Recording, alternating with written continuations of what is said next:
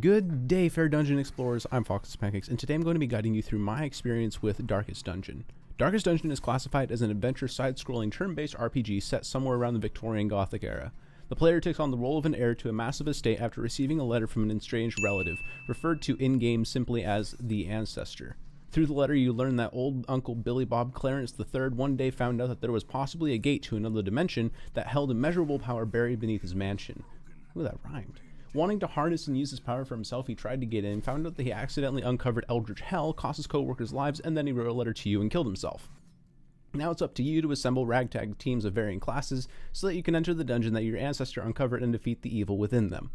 Each hero that you can hire in this game has different abilities that suits them to different playstyles and can even change their positioning. For example, you may want to use a bounty hunter in first position, but you also want to use his flashbang ability. And unfortunately, the flashbang is only available when he's in ranks 2 or 3, which means that you either have to have another heavy hitter or tank character up front so that the bounty hunter can use his ability or replace it with something else that may give you less utility but more damage. In my experience, my top favorite heroes are the Hellion, the Grave Robber, the Highwayman, the Occultist, and the Plague Doctor. The first 3 are heavy-hitting heroes that have a lot of mobility and overall decent range, while the latter 2 are utility heroes that do decent damage and offer a lot of power to any team that you send out.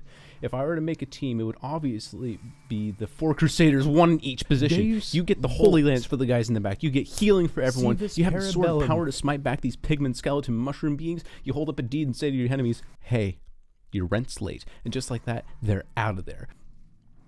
The dungeon has a few nasty tricks up its sleeve, and there's nothing more stressful than walking through one dungeon thinking that everything's fine when wham, your clumsy-ass highwayman decides to trip over a hidden trap, take bleed damage, and what's that? You've got to pack bandages? Sucks to be you.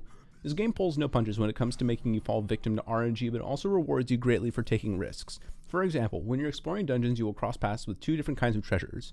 Curios and, well, treasures. Some of the things are completely benign, like the sacks will always yield gold or give you nothing, and the torch stands will always have a torch.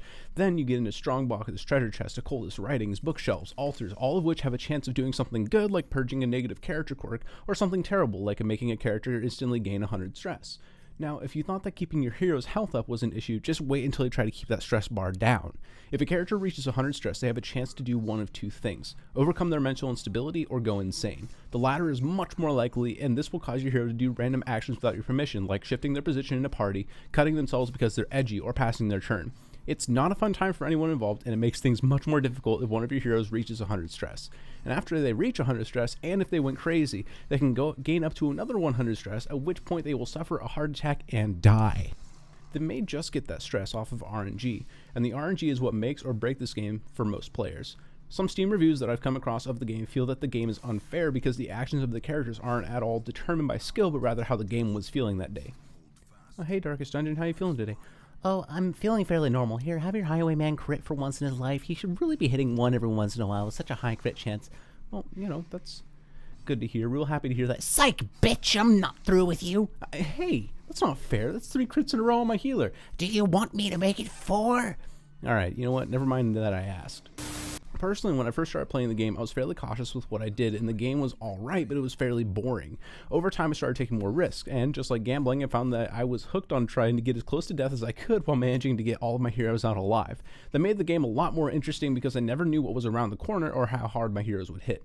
By the way, don't let the Darkest Dungeon subreddit see this, but the leper sucks ass in most situations, unless you want to take him to the ruins or against the Swine King boss.